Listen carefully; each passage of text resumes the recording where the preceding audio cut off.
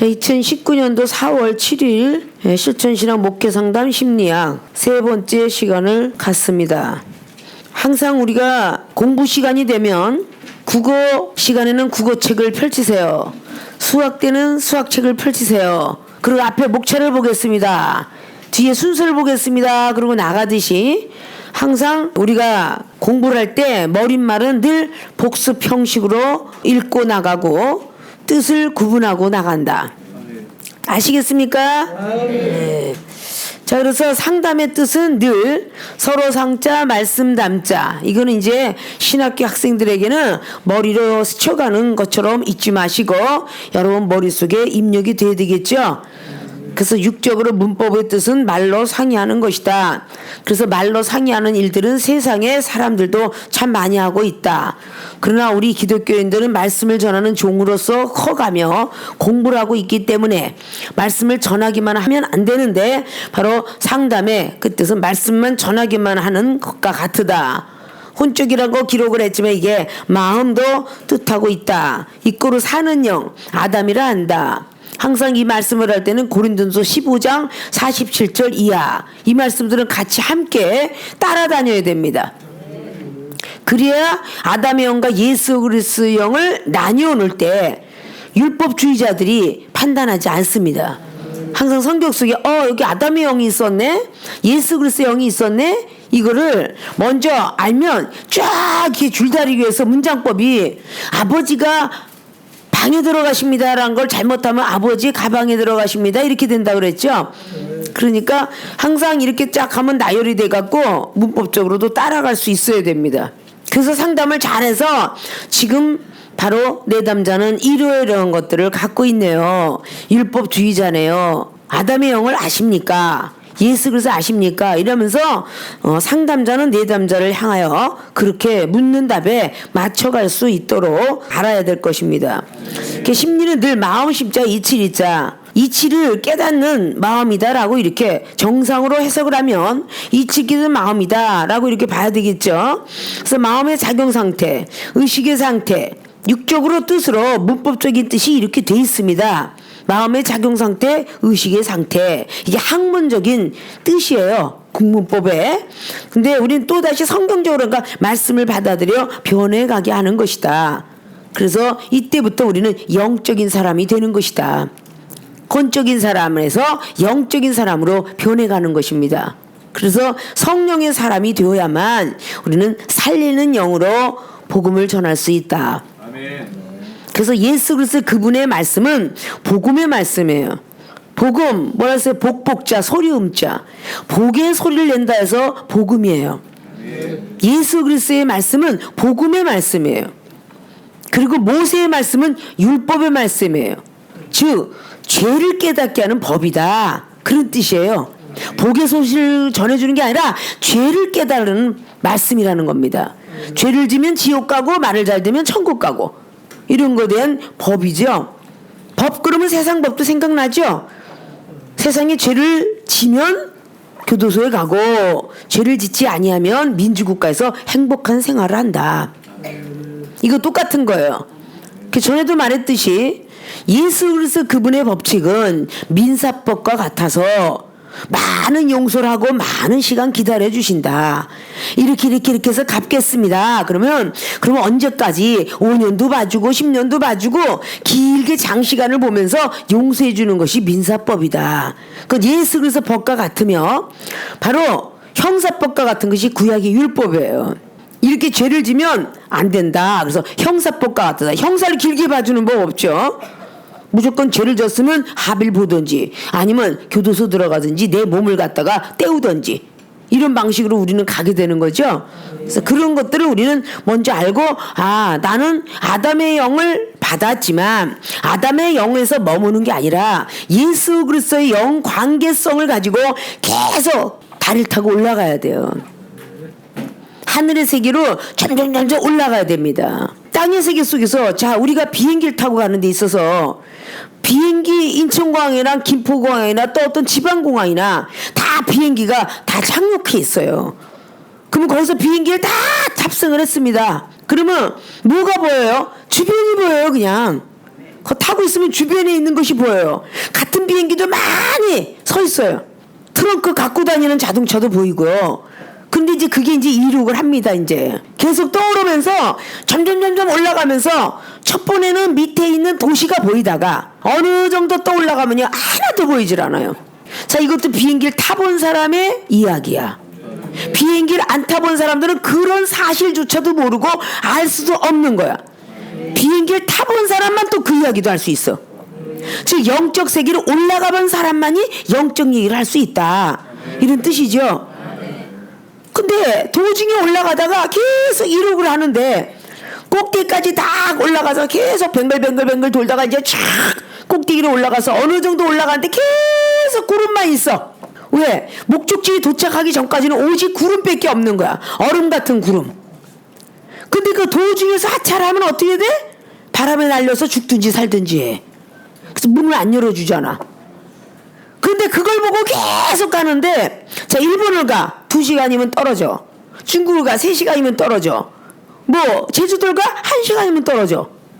그럼 1시간 있으면 그 제주도는 목적지를 보게 되고 2시간 후에는 일본을 보게 되며 3시간 후에는 중국을 보게 되는데, 미국을 향해서 갈 때는 LA 같은 경우는 한 10시간, 또 뭐 캐나다 가면 또 한 13시간, 또 저 먼 나라 갈 때는 한 17시간 이렇게 보게 되는데, 그 목적지가 그 시간상에 따라서 보이는 것인데, 도중에 가다가 사람들은 어떻게 쉽게 말하냐, 있긴 뭐가 있어 이렇게 얘기한다는 거죠. 구름밖에 없네. 거기서 머무르는 신앙인들, 하늘의 세계를 조금 보고 나서 더 뭔가가 보려고 사모하고 뭐 욕심을 내는 게 아니라 천군 침노한 사건인데 도중에 따고 아무것도 없더라. 세계로 신학교 학생들은 늘 영적 입신의 체험들을 하죠. 어떤 사람은 올라가는 어떤 기분이 반짝반짝한 별만 봤더라. 어떤 사람은 꽃길을 봤더라. 어떤 사람은 금길을 봤더라. 어떤 사람은 선지자를 봤더라. 어떤 사람은 예수 그리스도를 봤더라. 어떤 사람은 계시록의 예루살렘 성곽을 봤더라. 다 각자가 다 보는 게 틀리죠. 그런데 본 사람은요 어딜 거쳐갔겠어요? 예루살렘 성곽을, 아니면 에덴 동산을, 변화산상의 역사처럼 베드로, 야고보, 요한이가 본 엘리야, 모세를 본 사람은 그 꼭대기 올라가면서 밑에 단계를 다 거쳐갑니다. 밑에 단계는 못 사람, 위에 단계 몰라요. 안 봤기 때문에. 그러나 위에 단계를 가려면 밑에를 거쳐가지 않으면 안 되는 거예요. 갑자기 우리나라에서 떠서 어딜 거쳐가더라. 그러면 돈이 많은 사람은 직항으로 캐나다, 미국까지 날아갑니다. 돈이 없는 사람은 일본을 거쳐서, 아니면 또 딴 데를 거쳐서 이러고 가게 되죠. 거쳐가지 않은 사람들은 그게 아니라고 고집필 수 있어요. 돈이 좀 없는 사람은 거쳐가는 거지. 근데 돈이 많은 사람은 직항으로 바로 떨어지죠. 그래도 과거에 없던 시절이 있기 때문에 직항이 아니고 돌아가는 항공이다라는 걸 알아요. 저 여기서 많은 어떤 체험들 보고 도중에 이렇게 올라가서 우리는 완벽하게 천사라든지 그리고 선지자라든지 사도들을 우리는 직접 체험한 종들은 마음이 풍부하고 생각이 풍부해서 조금만 더 올라가면 바로 착륙할 목적지가 보인다. 우리가 향하는 것은 미국이냐 캐나다를 따서 비행기를 일단 탑승한 이상 비행기 조종사가 운전을 할 것이며, 그 비행기 항공사에서 목적지까지 떨어져 주는 게 그게 항공사의 의무예요. 거기까지 잘 가게 해주죠. 항로를 벗어나게 되면 이제 그때는 이탈이 돼서 사고가 있는 거고요. 자, 그럼 우리 하나님이 하나님 나라에 올라갈 때까지 우리를 구원 열차를 태웠어요. 탑승을 시켰습니다. 탑승을 시켰으면 도중에 의심하지 말고 비판하지 말고 가다 보면 하나님께서 우리를 목적지까지 도착하게 하신다고 말이야. 아십니까? 그게 하나님의 섭리예요. 도중에 꼬시렁꼬시렁, 아이고 언제 끝났어. 비행기를 탑승하고 있는 사람들은요 계속 앞에 내비게이션처럼 지도를 만들어놔요. 아, 이제 많이 왔다, 10시간 왔구나, 이제 3시간 남았어, 15시간 왔네, 7시간 났네. 저기 과테말라는 19시간을 간다 하더라고요. 그러면 그 이스라엘 것을 가. 이제 과거에 10년 전에 이스라엘 갈 때 로마를 거쳐서 갔는데 이스라엘까지 도착이 딱 되니까 이틀이 걸렸어. 그러니까 그런 지역도 있고, 중국에서 바로 가까운 우리 나라에서 대련이라든지 뭐 청동이 이렇게 가깝게 넘어간다 그래. 그런데 저기 하얼빈 쪽에 그쪽을 가려면 기차를 타고도 일주일 동안 가는 곳이 있다 그 말이야. 기차를 타고도. 자, 이 세상에 지구상에 너무 그런 일들이 많아요. 지구상도 그렇게 넓고 깊고 높은데, 그죠? 하늘나라 세계는 얼마나 더 그러겠느냐. 우리가 얼마나 많은 고집과 아집으로 살아가는가라는 걸 알아야 돼요. 자, 고집에 대해서 잘 못 알아들으니까 늘 배우고 또 배우고 그런 거를 많이 넣어주죠. 고집의 학문적인 뜻은 내 의견을 바꾸거나 고치거나 안 하고 굳은 강한 어떤 고집이 있어서 갖고 있는 게, 그게 고집의 하나의 뜻이다. 깊은 마음속에서 최초로 만들어진 심상이 재생되는 일, 그게 고집이라고. 그러니까 그 고집이 한번 딱 발동을 하면 최초에 있었던 그 마음속에서 생각 속에서 그리고 있던 그림들, 이게 발생을 하면 그 고집을 꺾을 수가 없어. 성령께서만 꺾는 거예요. 성령께서만. 그리고 내 주장만 세우는 거예요. 고집으로. 아니야, 성령님은 계속 인도해서 자, 오늘은 학교 가야지. 아니야, 오늘쯤이야 빠지면 어때? 아, 나 이거 가는 거 가지. 그래서 성령님은 인도하려고 그러면 자꾸 악한 것은 고집을 피게 만드는 거야. 고집 때문에 망한 사람이 사울왕이잖아. 그래 안 그래요? 어? 계속 고집을 빼게 하려고 사무엘상의 10장에 하나님이 신이 임했지만 13장에 고집을 피워서 또 자존심이 상하고 명예욕을 세우는 바람에 백성들에게 자존감 상하니까 고집을 피다가 또 사무엘 선지 야단을 맞고 사무엘상 15장에 또 아멜렉인을 또 쳐라, 너에게 용서할 기회를 주신다. 결국은 남녀 노소와 할 것 없이 짐승까지 다 죽여라. 그런데 자기 고집에, 자, 고집 그러니까 막 질질 거 이리 와, 싫어 이러는 거면 고집이 아니다 그랬죠. 고집은 내 의견을 고치거나 바꾸지 않는 거, 굳은 마음을 갖고 있는 것이 그게 고집인 거야. 그러니까 거기서 막 그냥 사울왕이 그 고집을 안 꺾고 내 말이, 내 의견이 맞아, 내 생각이 맞아, 내가 본 게 맞아, 이게 막 자꾸 맞아 이게 고집이라는 거예요. 그러니까 아각이라는 저 사람을 옆에서 분명히 부하들이 그래도 하나님께서 그러셨다며, 선지자 사무엘 선지자가 그랬다며요 라고 누군가가 분명히 옆에서 겉면의 말씀도 할 수 있었을 거야. 아니야, 내가 분명히 가져가면 사무엘 선지자가 기뻐할 거야. 아각은 싸움을 잘하지, 여기 막 그냥 살이 척척 찐 그런 막 우양가 막 이런 것들이 얼마나 좋아. 이걸 갖다가 하나님 앞에 번질 들으면 기뻐하실 거야. 이게 자기 의견을 고집피는 거야. 결국 그래갖고 순종이 제사보다 낫고 듣는 것이 수양이 기름보다 낫도다 라고 책망을 받는다고 그랬죠. 자, 사무엘상 15장에 18절의 말씀에 너는 왜 이렇게 사느냐 그랬다고 했죠. 어찌해 그러느냐 그랬더니 변명까지 한다고 그랬죠. 19절에 20절에 21절에 이제 22절에 순종이 제사보다 낫고 이러고 나가죠. 근데 사무엘상 15장 11절의 말씀이 하나님이 사울왕을 보고 후회했다라는 말은 먼저 된 선지자 사무엘 선지자에게 말씀을 하시더라. 그리고 사무엘 선지자는 울며 기도했더라. 근데 또 말을 안 듣더라. 이게 고집이라고 그랬죠. 그러니까 이제는 해야 되겠구나. 너무 말을 안 들으니까 참다가 하나님은 미리 선지자에게 응답을 다 줘요. 그 사람들이 믿음이 안 되니까 말을 안 하는 것뿐이에요. 사무엘 선지자는 미리 받았죠. 하나님 후회한다는 거를 조금만 좀 용서해 주세요. 근데 결국은 말을 안 들으니까 15장 마지막 절에 사울왕을 택해놓고 하나님이 후회했다 하더라 이런 소리를 듣죠. 그가 밤이 맞도록 기도했던 게 사무엘상 15장 11절에는 사무엘 선지자가 밤이 맞도록 사울왕을 위해서 기도할 때는 하나님 뭐라고 안 하셨어. 근데 16장의 1절을 통해서 밤이 맞도록 기도하니까 뭐라고 하셨어. 내가 버린 자식을 넌 기도하지 마라. 이렇게 되면 안 된다고 그랬죠? 자, 이런 모든 부분들이 우리는 고집인데, 이런 고집과 아집을 꺾으실 분은 살리는 영, 예수 그리스도의 영 그 배분밖에 없는 거예요. 그래서 로마서 7장에 나는 성령의 법으로 자꾸 가려고 그래. 그러니까 성령의 법 갖고는요 절대 우리 고집을 꺾을 수 없어요.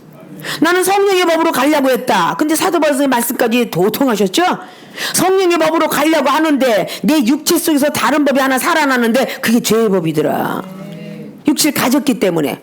사망의 음침한 골짜기에서 날 건질 자 누구 있느냐? 예수님밖에 없다 라고 말하죠. 적신과 기근일지라도 예수 그리스도 그분 사랑해서 끊어낼 방법이 없다 라고 말씀하고 있어요. 예수 그리스도 영 이외에는 우리를 고집과 아집에서 벗어나게 할 분이 없다 그 말이에요. 그 첫 번에 시작할 때는 우리는 아담의 영으로 시작한다. 왜냐? 우리는 하나님의 창조품이니까. 생명을 불어넣어서 산 사람이 되었으니까. 그래서 사람으로 시작을 해요. 그러다 하나님이 때가 되어서 요한복음 15장 16절처럼 하나님이 택하십니다. 너희가 날 택한 게 하나님 우리를 택하셨다. 택하셔요. 다시 만들어 가셔요.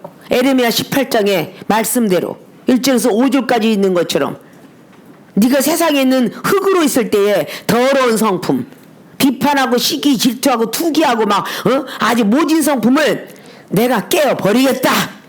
그래서 몸뚱이 병을 치고 물질을 치고 가족을 치고 그래서 하나님이 깨트려 버리는 작업을 하시죠.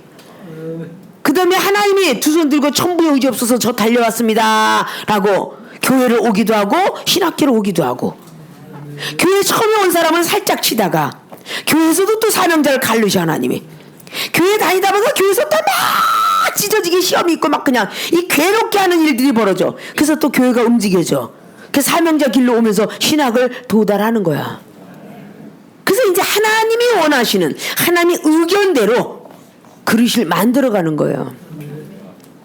그게 우리가 신학교에 온 목적이야. 우리가 만들어져. 자, 토기장이가 토기를 막 굽고 있는데 혼자 굽는 일은 없어요. 항상 무슨 기술자가 기술을 하든 간에 반드시 제자 양육을 합니다. 전기가 됐든 목수가 됐든 토기가 됐든 무엇을 했든 간에 제자는 꼭 양성을 해요. 걔를 이어받을 사람이. 그래서 장인들이 자꾸 나오는 거죠. 가야금을 만들고 우리나라가 그렇게 신시대의 노래가 돼서 뭐 래파 가수가 막 들뜨고 뭐 엄청의 팝핀 락킹의 가수들이 난리가 나도 아리랑은 변하지 않아. 그렇잖아요? 계속 가야금 병창부터 시작해서 시조부터 시작해서 없어지지 않죠. 계속적으로 누가 있어서 그래? 제자가 있어서 그러는 거야. 그쪽으로 계속 우리나라는 바로 이런 얼이 있다 그러면서 자꾸만 이렇게 사람을 양성해서 그가 또 나오고 이래. 그럼 우리 신학교에 양성해서 목사가 또 나오고 또 나와야 하잖아. 영혼들을 자꾸 다스릴 수 있는 권세자가 나와야 되잖아요. 그러니까 잘 배워야지. 믿습니까? 그래서 우리는 아담의 영으로 시작을 했지만 예수 그리스도의 그분의 영을 부여받기 전까지 교각 역할을 하는 분이 누구냐? 성령님. 그 성령을 통해서 우리가 계속 거듭나는 거예요. 또 거듭나고 1년이 가고 10년이 가면 완벽하게 거듭이 나서 예수 그리스도 영이 잉태될 수 있는 마음의 성전을 만들어야 돼요. 거룩한 성전을. 그러니까 사도 바울 선생도 사도행전 16장을 통하여서 하나님께 기도했더니 성령님이 인도함을 해서 예언이 나오기도 하고 예수 그리스도의 영께서 허락지 아니하더라. 이렇게 영의 구분을 하고 있죠. 사도 바울 선생님이 고린도 교회들에게 영을 구분한 게 바로 15장 말씀이듯이 영을 이렇게 분별을 시켜줘요. 사도 바울 선생님은. 근데 율법주의자 쓸 때 못했거든요. 로마서 7장도 마찬가지로 영을 분별시켰죠. 고린도 교회 2장의 15절도 영을 분별한다 라고 말하고 있죠. 분별과 분변과 분리를 쫙쫙 해주시는 분이 사도 바울 선생님이에요.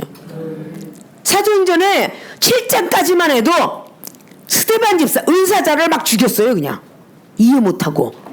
그래서 사도행전 9장에서 변신이 되었습니다. 그러니까 막 화가 나게 하면 두 얼굴의 사나이가 안방극장을 스쳐 지나갔죠. 화만 나면 헐크로 변하지. 응? 사도 바울 선생님도 화가 나면 비리는 게 없어.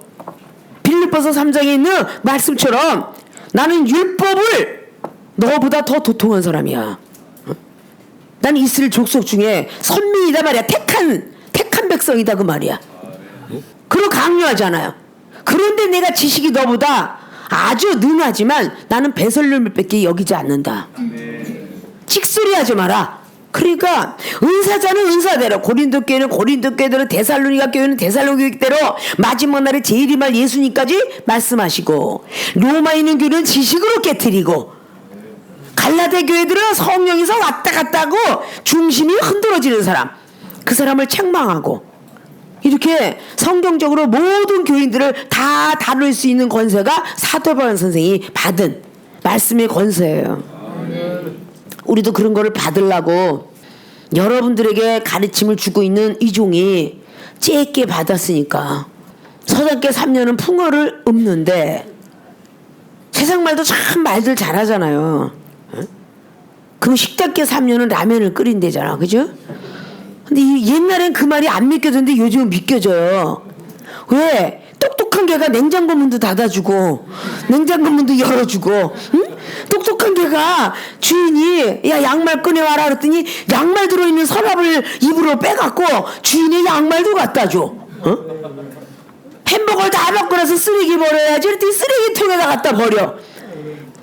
이거는 보다 이 사람보다 더 나아. 개가 그런 시대가 되었다니까요. 그 똑똑한 개를 바라보면서 많은 백성들이 동경의 대상이 되는 거야. 나도 이 개를 키우면 그렇게 될까 하여. 그렇게 다 되는 거야. 그 시대라는 것이, 와 이렇게 지나가다 이게 뭘까 다 이쁘게 생겼다 했더니 독 호텔. 호텔이 있질 않나? 목간통이 있질 않나? 뭐 미용실은 옛날에 생겼고, 그잖아. 다 뭐 별게 다 생겼어요. 뭐 외국에는 이렇게 묘지 생기는 건 일도 아니고, 근데 우리나라에 계속 뭐 호텔부터 시작하여 여름에 여행들 간다고 막견을 모텔까지 생겼어. 돈 없는 사람은 모텔, 돈 있는 사람은 호텔. 그렇게 길을 맡기고 놀러 가요. 이게 이 시대야. 그 서당계 3년이면 라면 끓인다, 이게 이상하게 들리지 않는 거야. 아십니까? 옛날에도 어느 정도 믿음이 되면, 야 왜 이렇게 맨날 안진뱅이 신앙으로 있니? 뛰어가야지. 사도행전 3장 말씀에 안진뱅이 신앙이 뛰어가는 신앙으로 변했다 그랬죠? 달려가야지. 그럼 이제 날아가야지. 빌립처럼. 빌립이가 호련히 사라졌더라 그래. 아십니까? 날아가야지. 그럼 날아가면 붙어가는 놈이 있다 그랬으니 붙어도 가야지. 가만히 안주하고 있으면 하늘의 세계가 보이겠냐고. 천재의 비행기법 얘기했잖아요. 막 가는데 맨 구름밖에 없어, 못밖에 없어. 가는 동안에 막 얼음처럼 보이는 게 보니까 바다였고, 막 구름처럼, 야 하늘 위에 하늘이 있다더니 느헤미가 본 하늘 위에 하늘, 솔로몬이가 본 하늘 위에 하늘 3층천의 하나님을 찾으면서 기도하더라 그 말이야. 하늘들이 하늘의 하나님이 나를 택한 것을 알게 앞서서 하고, 열왕기상 18장에 엘리야 선지자도 그렇게 막 기도하고, 모든 사람들이 3층천에 대한 그런 거를 대선지자들은 알고 있더라 그 말이야. 깨닫고 있더라 그 말이야. 우리가 하늘의 세계가 바로 그렇게 올라간다는 거예요. 그러니까 예수님께서 십자가 못 박아 돌아가실 때 막 로마 병정들한테, 많은 사람들한테 막 뒤에서 힐난하니까 뭐라 그랬어요? 내가 12영도 더 되는 천사를 하나님으로부터 불러서 너희들 보낼 수 있지만 안 한다 라고 하잖아요. 12영도 더 되는 천사. 그럼 성경적에서 많은 천사 이야기 많이 있잖아요. 성경 속에서 천사 이야기를 찾아서 설교하지 않냐고 뭘 하겠습니까? 이 상담자들은 영혼이 고갈돼서 상담을 하는 건데 율법만 갖고서 상담을 어떻게 해주겠어요? 몰몬계의 요셉 스미스가 제일 꼭대기 오느라 그랬잖아요. 그 사람은 날개 없는 천사를 본 거야. 근데 성경을 제대로 알지 않으면 천사가 날개같이 날개 없는 천사가 어딨어? 이러고 대들 거 아니야. 근데 성경 속에서 날개 없는 천사가 있도다라고 우리 신학생들은 배웠죠? 마태하고 요한이는 천사를 보았고, 누가하고 마가는 청년을 보았다 그 말이야. 사람으로 현연한 천사. 아십니까? 뭔가가 알아야 해명을 해주잖아. 알아야. 그 여호수아 5장 14절에 군대 장관인데 장관의 모습으로 나타난 천사 아십니까? 그것도 천사야. 자, 그러면 민수기 22장에 칼을 든 천사 천사지? 그 칼을 든 천사야. 그럼 시편 104편에 예수님께서 날아다닐 때 타고 됐던 구름 천사, 마차가 구름이라고 그랬죠? 예수님이 타고 다닌 자가용 시편 18편의 10절 스랍들을 타고 다녔다 그 말이야. 응? 그룹들을 타고 다녔다고요. 천만천사 천군천사. 히브리 기자도 천만천사의 말씀을 해놓고 시편에 많은 이야기를 해놓으며 열왕기상 22장이나 역대하 18장에 만군천사에 대한 말씀도 해놓고 많은 천사들의 이야기를 성경 속으로 기록하고 있습니다. 천사들의 이야기인데 천사에 대한 내용을 모른다면, 그렇죠? 어떻게 선전하겠어요? 자, 핸드폰 가게에 핸드폰 종업원으로 들어갔어. 핸드폰에 대한 어떤 그런 내용을 몰라서 어떻게 핸드폰을 팔아먹겠냐고. 그래요, 안 그래요? 다단계 들어가고 반드시 훈련받죠. 보험 세일 훈련받죠. 연수받지 않으면요 선전할 수 없어요. 자동차 보험, 암보험, 여기에 대한 내용을 다 알아야 돼. 그래 팔아먹잖아. 근데 하나님의 종들은 말씀도 모르고 천사 이야기도 모르고 신론이 뭔지 타락론이 뭔지 천사론이 뭔지 인간론이 뭔지도 모르고 주 예수 그리스도를 믿어라 이러면 안 되잖아요. 알고 나가야 되잖아. 알고. 그래서 그렇게 이야기를 하는데도 요한복음 6장에 이번에 배우고자 하는 사명자의 상담 속에서 그렇게 많은 체험을 하고서도 제자들은 의심을 했더라. 어떻게 보면 세계로 신학교 학생들과 같을 수도 있어. 아십니까? 이렇게 여러분들에게 이종이 세상의 비유법을 통해서 여러분에게 때로는 은유법으로 때로는 직유법으로 여러분에게 알려주니까 여러분들이 쉽게 이해가 되듯이 여러분들도 상담자의 입장 속에서 내담자가 왔을 때 계속 말씀만 하면 못 알아들어. 그래서 비유법이 필요한 거예요. 그 사람이 어떤 직업을 가졌느냐에 따라서 먼저 묻고 거기에 땐 비유를 얘기해주고 성령 체험을 언제 받았는가 물어서 거기에 대해서 이야기해주고 그래야 영혼들이 소생될 거 아니냐 그 말이에요. 무조건 배우기는 다 비법으로 배웠는데 나중에 나갈 때 보면 전부 말씀으로 나가네. 응? 말씀 외웠다고? 이게 바로 일만 스승이야. 고린도전서 몇 장이야? 4장의 15절 또 야고보서 3장의 1절에 스승은 심판을 이미 받았느니라 라고 말씀하죠. 자, 이런 것들을 계속 머릿말을 왜 자꾸 짚고 넘어가냐면 똑같은 것들의 말씀들이 아니라 여러분께 수없는 많은 것들을 이야기해도 그날에 우리의 백골은 양이 돼 있더라. 많이 밥을 먹는 백골이 큰 사람이 있는가 하면 조금씩 양을 조절해서 먹어야 될 위장이 있어요. 아까 우리 많이 들어가야 될 위장도 있고. 그러니까 점점 위가 얼마나 커져? 목사님 정도 되면 위가 엄청 커진 거야. 그러니까 엄청난 밥이 딴 사람은 한 그릇 들어가 10그릇은 들어가야 배가 불러. 근데 거기다 능력까지 받았어. 그럼 더 많은 게 들어가야 돼. 그래야 배가 불러. 영적인 말씀도 똑같아요. 초신자 신학생에게는 많은 거라면 도대체 뭐가 뭔지 모르고 배가 불러서 금방 졸려서 자는데 나이가 먹으면 청년기가 돼서 장년기가 되면 많이 먹어요. 또 청년과 장년까지 많이 먹는데 너는 나이가 먹고 오래됐다고 해서 많이 먹느냐? 아니야. 나이가 또 먹어가면 어린아이의 위장으로 바뀌어 또. 그래서 오랜 세월 되도록 거듭나지 못하면 이건 엄청 손해야. 아십니까? 뜨뜻미지근한 믿음 생활을 하기 때문에 라오디게 교회처럼 토해버리리라, 버려버리리라 그런단 말이에요. 아십니까? 뜨뜻미지근하면 안 된다잖아요. 차갑거나 뜨겁거나 해야지. 그래서 예화를 밑에다가 국어, 수학, 역사 이렇게 해서 딱 써놨죠. 심리학은 인간이나 동물의 의식과 행동의 양태를 연구하는 학문이다. 되게 서론적인 부분이에요. 첫 시간, 두 번째 시간, 세 번째 시간이 다 서론이 같진 않잖아, 그죠?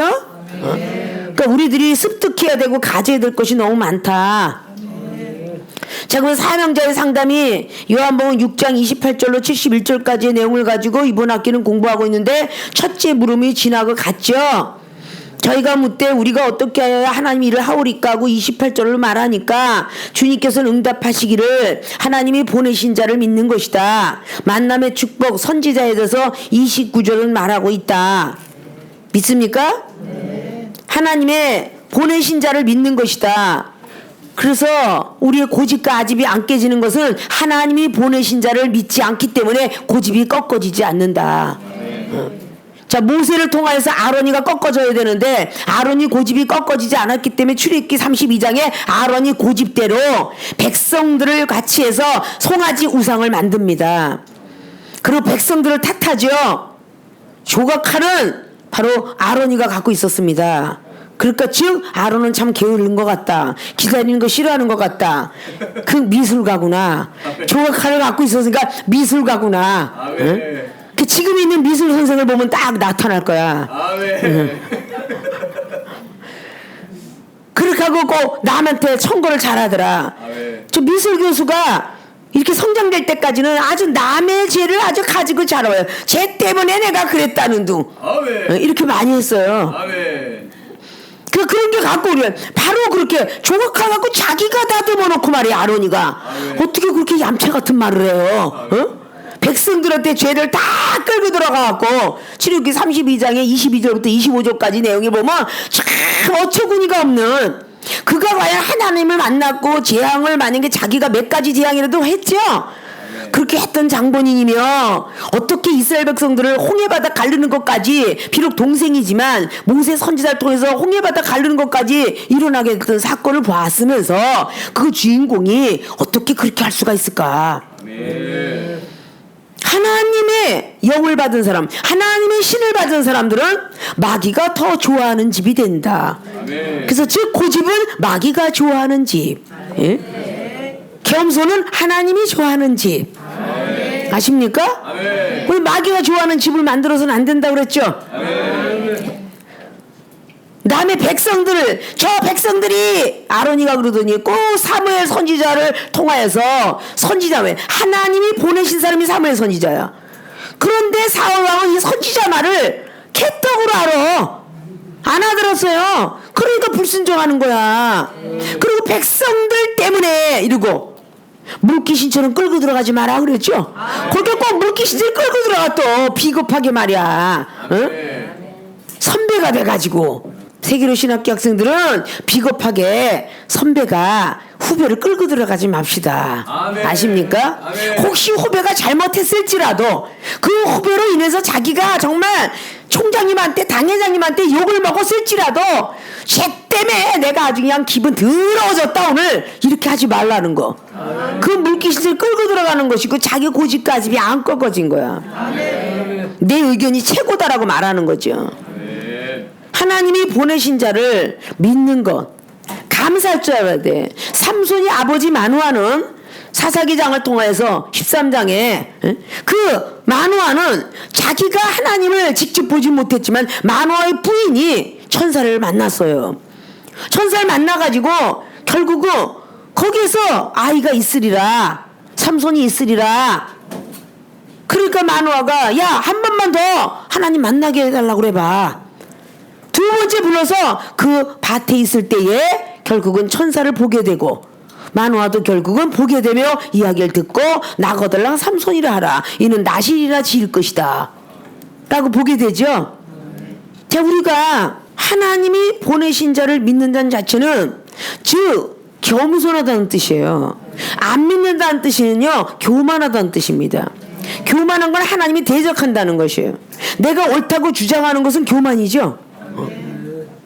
나도 알 만큼 다 알아요. 하나님 최고도 다 받았으니까요. 이렇게 되는 거죠.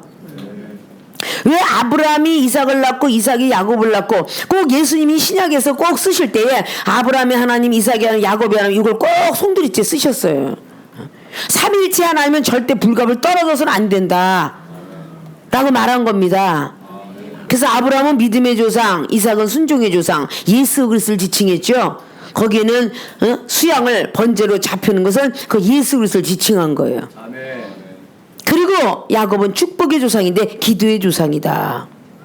그래서 성령의 이끌림 따라 사는 사람을 보고 이야기한 것이고요. 아멘. 정말 이삭이는 아버지 사랑하고 또 많은 사람을 사랑하니까 예수 그리스도 그분을 지칭하고, 아브라함은 바로 믿음의 조상으로서 성부 하나님을 지칭하기도 하죠. 아멘. 결국 그 많은 어떤 것들이 다 만나면서 다 그냥 만남의 축복이라는 게 여러분들이 조직신학 예정론에서 배우게 됐죠. 만남의 축복이 얼마나 중요한가. 비록 적군이지만 모세를 살린 하나님의 섭리는 산파에게 은혜를 주게 되었고, 출애굽기 1장에 기록하죠. 산파에게 은혜를 주었으며 그 산파를 통해서 모세는 건진받게 돼요. 아주 너무 잘생긴 아들이었고 갈대아 우르상자 갈대로 그 상자로 결국은 그 나일강 유역을 떠나가게 보낼 때에 하나님께서 바로 공주의 딸에게 은혜를 주어서 그 모세를 건지게 하죠. 아멘. 그거 보면 만남의 축복이에요. 미리암이가 쫓아가면서 내 동생 어디로 갈까 내 동생 어디로 갈까 떠내려가면 죽을 텐데 이렇게 하고 갔을 거 아니에요. 거의 15살 이상이 됐으니까 막 어떡하지 내 동생 어떡하지 이러고 갔을 거 아니야. 그런데 결국 바로 공주의 딸이 해필이면 그 시간에 그 갈대우 그 상자가 뚝 떠나가는 그 시간에 그걸 보게 하냐 말이에요. 그래서 예정론이다 그랬죠. 저 상자가 끌어와봐라. 그래서 모세가 살은 거예요. 그걸 통해서 결국은 만남의 축복을 받았고, 그 미리암은 본인의 엄마를 데리고 와서 결국은 생모의 모유를 먹고 살았다는 걸 볼 수가 있어요.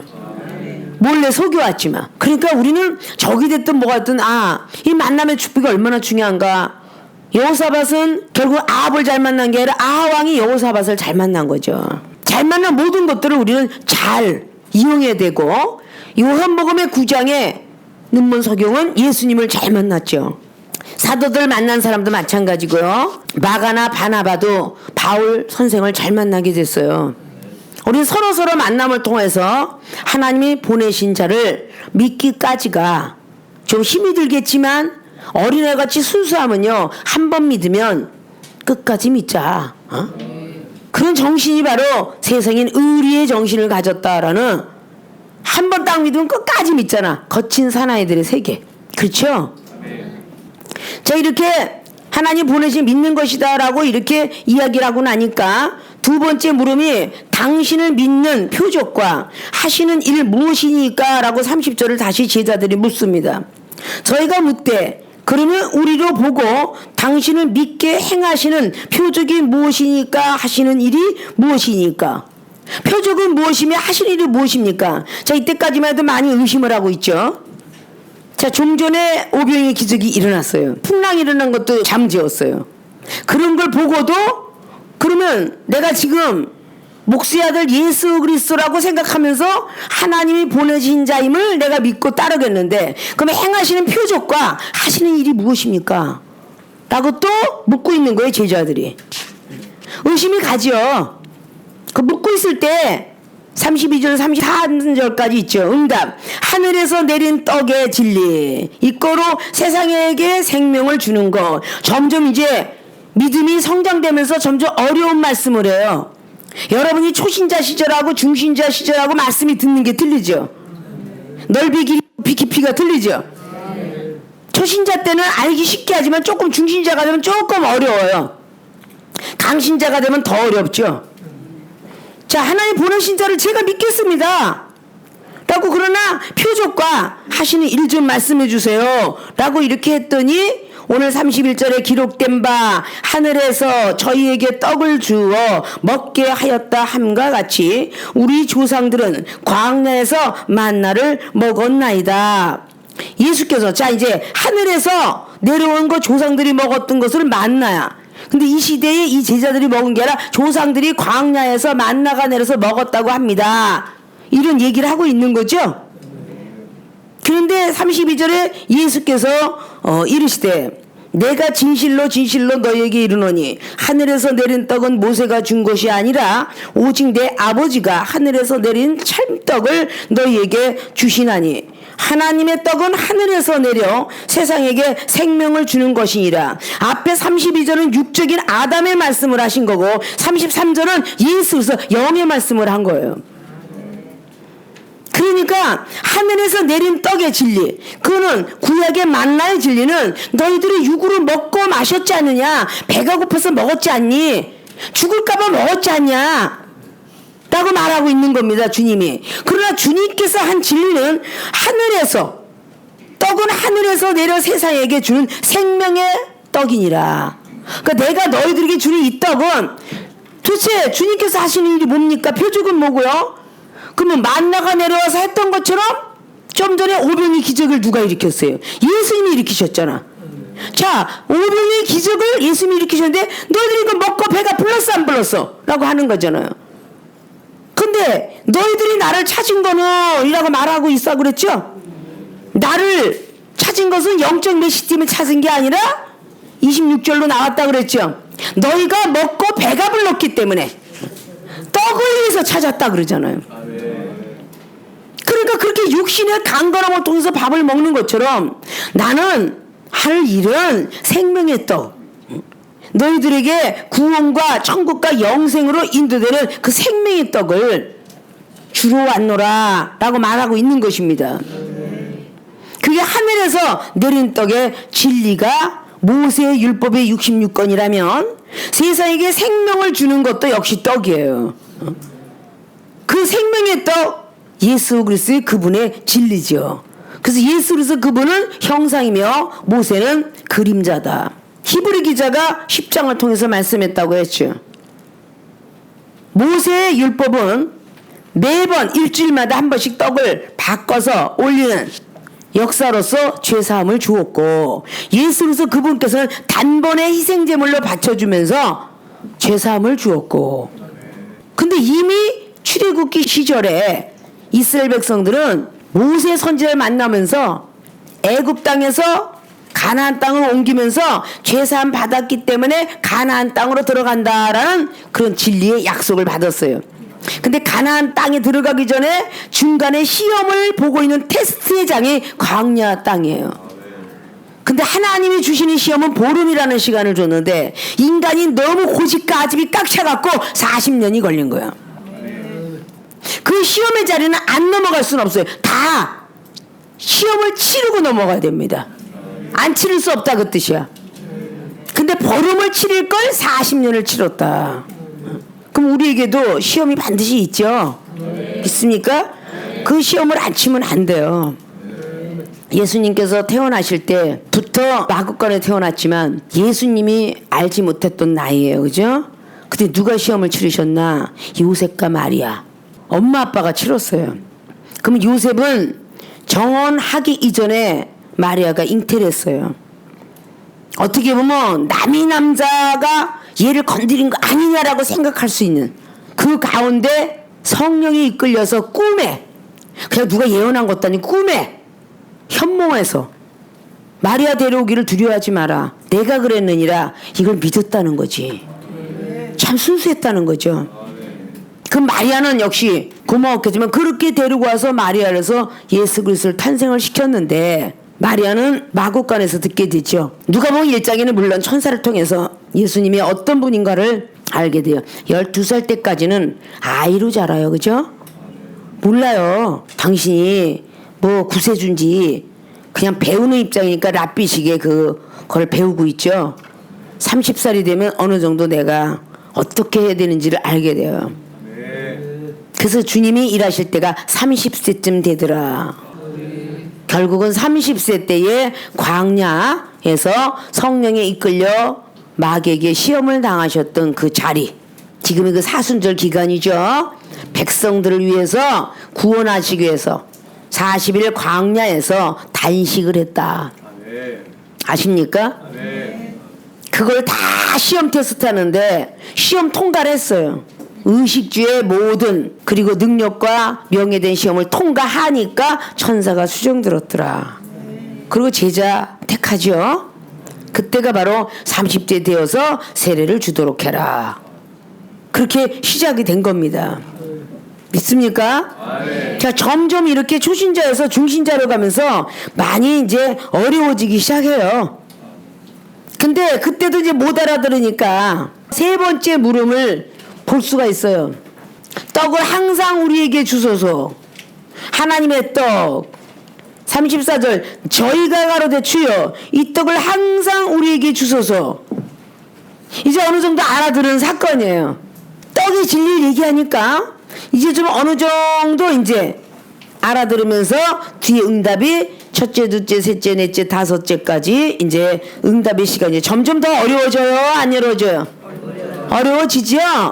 이게 이상한 게 아니다 그 말이에요. 왜 어렵게 설교하나? 이게 잘못된 사실들이야. 이게 자기의 의견을 제출하는 거잖아요. 그래서 이 어려운 거를 세계를 신학교는 비유법을 사용하여 항상 설교하도록 하라 라고 말씀하는 거예요. 점점 어려워지잖아요. 누가 예수님께서 덕거머리 청년 30세가 나는 생명이 떡이라 뒤에 가면서 점점 얼마나 어려워져. 그래 안 그래요? 설교가 뭐 이렇게 어렵고 내가 머리가 그 사람은 먹는 만큼만 먹으면 돼. 신학생이 신학생만큼 대학원만큼 학생은 학생만큼 교수님들은 교수님만큼 또 먹어야 되니까 더. 그렇죠? 어쨌든 이종이 제자니까 먹을 만큼 먹어야 하잖아. 그러니까 이상한 게 아니란 말이에요. 뷔페 식당에 가서 웬 너머 반찬이 이렇게 많아 이러면서 먹는 사람 없어요. 자기 먹을 것만큼만 먹고 가면 되잖아. 나는 돼지고기 싫어하는데 돼지 냄새 나서 못 살겠어 이러는 사람이 있어서는 안 되잖아요. 아니 돼지고기를 보면 살이 환장하고 달라붙는 사람도 많은데 응? 아주 기름이 느끼하고 입술에 반질반질 해가면서도 먹는데 그렇잖아요. 고기 좋아하는 사람 병까지 난다는데 그렇다고 고기 치우세요 할 손님 있어요? 없어. 그렇기 때문에 막 호텔에 뷔페 식당에는 자, 회 좋아하는 사람 회요, 닭 좋아하는 사람 다요, 돼지고기는 돼지고기요, 떡은 떡이요, 막 쫙 널어놨잖아. 그걸 보고 들어가면서 와 뷔페 식당 너무너무 난 너무 기분 좋아. 자기가 못 먹어도 기분 좋아요. 그래요 안 그래요? 그럴 줄 알아야잖아. 와 먹을 것이 너무 많다 우리 세계를 신학교 이래야 되는 거 아니야? 모두 못 알아듣는 말씀만 저렇게 하고 지금 그냥 계셔? 이러면 안 되잖아. 와 그냥 골고루 그냥 아무거나 다 챙겨 먹어도 되네 이러면 되지. 뭐 그냥 말을 저렇게 그냥 많이 하시고 그냥 못 알아듣는 말을 하고 이러지 말라고. 소화가 안 되면 죽이나 잡수고 가. 응? 그럼 되잖아. 응? 아 소화가 안 되는데 누가 많이 먹으래? 죽도 여러 종류 있어. 잣죽도 있고 전복죽도 있고 호박죽도 있고 자기가 만나는 거 먹고 가면 되잖아. 그게 영혼들이 막 판단하면서 나타나는 영혼을 상담해야 될 능력이 중에 세계로 신학교의 여러분들이야. 아십니까? 못 알아보면 시끄러 됐어. 딱 성경책 덮어놓고 그런 사람이 되면 안 되는 거예요. 뭐든지 물어보세요. 저는 만물박사입니다. 이럴 줄 알아야잖아. 어디 인터넷이 들어오다가 잘못 따라 덮어? 그런 인터넷 봤어? 없어요. 무조건 무엇을 눌러도 내가 원하는 건 다 찾아다 주네. 인터넷이. 그래 안 그래요? 시장 정보, 옷 정보, 신발 정보, 화장품 정보 뭐든지 다 꾹꾹 누르면 다 찾아다 줘. 그런 시대가 되었는데 누군가가 내담자가 그냥 무조건 어떤 걸 물어든 그 대답을 다 해주는 사람이 돼야 되지 않아요? 믿습니까? 그게 상담사야. 그게 상담사 자격을 얻는 거야. 율법에 설교만 해주게 무슨 상담사겠어? 상담이란 건 궁금해서 온 거 아니야? 말씀으로도 이야기해주고 내 마음의 작용상태 의식생태가 자꾸 변할 수 있도록 해주는 게 상담학이죠. 믿습니까? 그런 자격을 갖추는 학교가 우리 세계로 신학교야. 믿습니까? 그거 다 일일이 그 과목을 다 배워갖고 이중 여러분들께 가르쳐? 아니 오늘 목회 상담 내일은 영성아 아니 전도 성자 교회 성장아 조직시나 이러면 다 나오는데 그래 안 그래요? 그런 걸 받으라고 저와 여러분의 만남의 축복이 있는 거야. 그렇게 되어지길 원해요. 믿습니까? 자 다음 시간에는 응답에 대한 것을 복습해 나가며 계속적으로 예습을 하도록 하겠습니다.